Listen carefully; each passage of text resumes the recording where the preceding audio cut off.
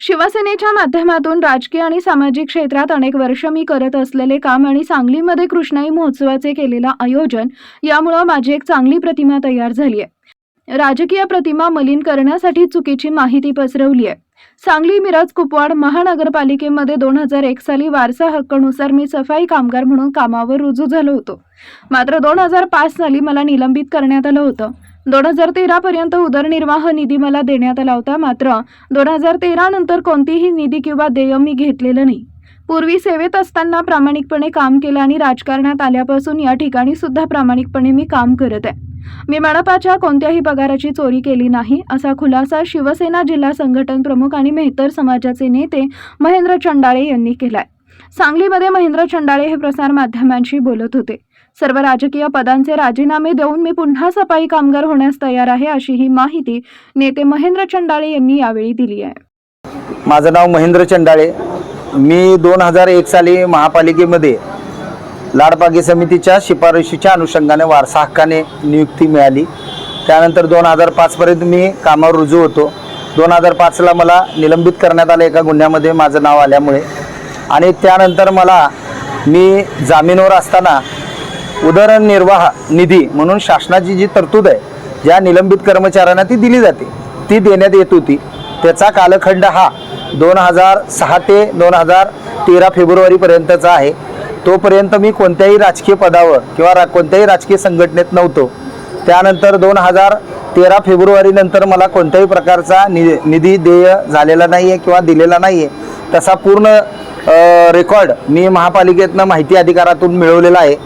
आणि त्यानंतर मी राजकीय पदावर काम करत असताना मी महापालिकेच्या निवडणुकी प्रक्रियेमध्ये पण नगरसेवकसाठी उमेदवारी लढवलेली आहे। आणि खऱ्या अर्थानं आत्तापर्यंत अत्यंत प्रामाणिकपणे तळमळीनं या सांगली नगरीसाठी सेवा करणारा मी एक सेवाचारी। संस्थेत असताना प्रामाणिक मी सेवा केलेली आहे। संस्था सोडून सामाजिक क्षेत्रामध्ये काम करत असताना, एका राजकीय संघटनेत काम करत असताना मी प्रामाणिकपणे काम केलेलं आहे। माझ्या मनात कुठलीही खोट किंवा पाप नाही आहे। म्हणून आजची प्रेस घेऊन परवा लागलेल्या बातमीचा मी आज रोजी खुलासा करत आहे। मी कोणत्याही पगाराची चोरी केलेली नाही आहे। मी कोणत्याही चुकीच्या पद्धतीनं महापालिकेतनं कोणत्याही प्रकारचा निधी घेतलेला नाही आहे। खऱ्या अर्थानं महापालिकेच्या काही आडमुठे धोरणाला मी प्रत्येक वेळी विरोध करून त्या ठिकाणी संघर्ष केलेला आहे। जर मला तिथनं काही मिळत असतं तर कदाचित मी अशा काही गोष्टी केल्या नसत्या, हे त्याचा सक्षम पुरावा आहे। आणि खऱ्या अर्थानं आपण जर पाहिला की मागच्या 2 वर्षामध्ये आपण कृष्णामाईसारखा चांगला महोत्सव या ठिकाणी साजरा करू शकलो।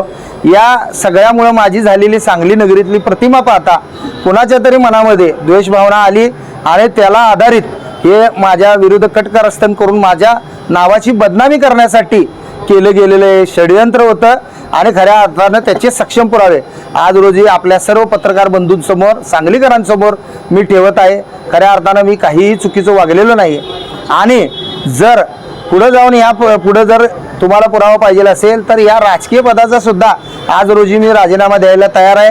महापालिकेच्या खातेनिहाय चौकशीलाही मी सामोरे जायला तयार आहे। जर उद्याला जर वाटलं, माझ्या कुटुंबियांना वाटलं, तुमच्यासारख्या सहकार्यांना वाटलं की मी त्या महापालिकेत पुन्हा रुजू होऊन त्या ठिकाणी तेच सफाईचं काम केलं पाहिजे, तर मी ती सेवा करण्यासाठी पुन्हा सज्ज होत आहे, पुन्हा सज्ज होऊन काम करायला तयार आहे।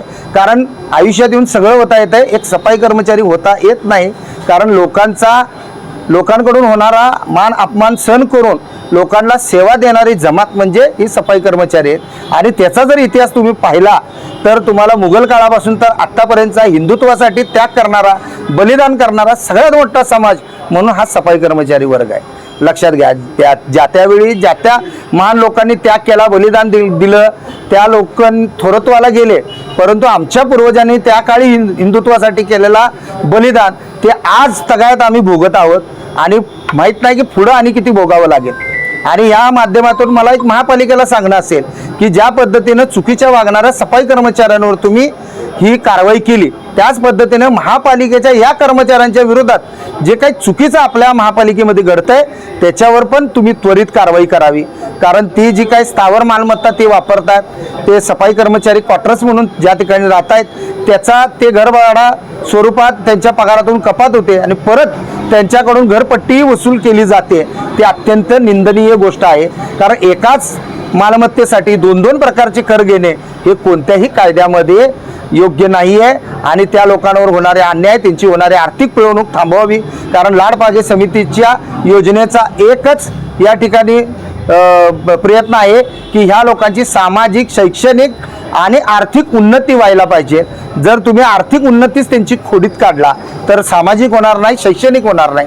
खऱ्या अर्थाने या सगळ्यावर आपण योग्य तो निर्णय घ्याल अशी आशा बाळगतो. जय हिंद, जय महाराष्ट्र.